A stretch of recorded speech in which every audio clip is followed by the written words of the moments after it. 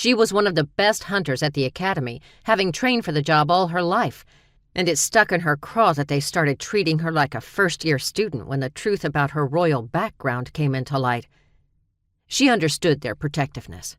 The king wasn't one to fuck with at any time, but enough was enough. She scaled the rest of the way down, the handholds a fair distance apart, forcing her to dangle from one hold, then drop a dozen or so feet to grab the next small ledge. Gravel and rocks tore at her hands, and grit cascaded down until she resembled a damn powdered donut. By the time she reached the bottom, her arms ached. There were large scrapes down both forearms, and it felt like she had dirt between her teeth unlining her clothes. She yanked out her ponytail, leaned forward, flinging her hair over her head, and scratched her scalp, watching dirt rain down. A long, drawn-out wolf whistle split the air.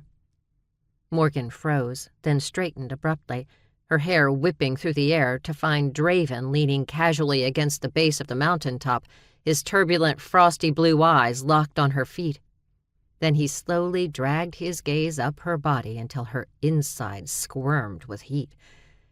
His black hair was longer, almost unkempt. While slim, he was deceptively muscular, the perfect physique for one of the best-trained assassins in the academy. Worse, whenever he drew close, he smelled of brownies and other chocolate goodness, inviting a girl to take a taste. If the raw sex appeal and scent weren't enough to draw women to him in droves, his natural charisma and charm, a signature of his siren background, sealed the deal. He casually lifted the radio in his hand, his eyes locked on hers, a delicious promise in them when he clicked on the receiver of the two-way he held. "I win the bet." He gave her a rakish grin, but the seductive mood was shattered by his announcement. Her insides went cold, and Morgan narrowed her eyes at him. What bet? The radio disappeared when he shoved it in his back pocket, and he lazily straightened from his slouch. "I guessed you'd take the mountainside to make good your escape. It's the hardest way out, but practically the only way to leave the academy undetected."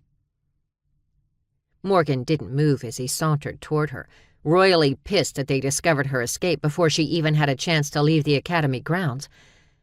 She cocked her head as she studied him, and something about his cheerful expression hit her radar. "The rest of the guys are still at the academy."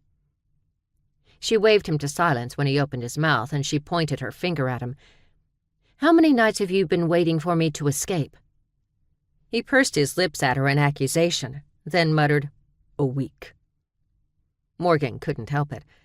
A snort of laughter escaped as she pictured the men scattered around the academy in the dark, impatiently waiting for her to sneak out. "We knew you were going to do it eventually," he protested, but humor had his sea-blue eyes whirling. "I'm actually surprised you managed to wait so long." When he sauntered past her, she followed him on the trail, her shoulders slumping in defeat as they headed up the steep, winding path back toward the academy.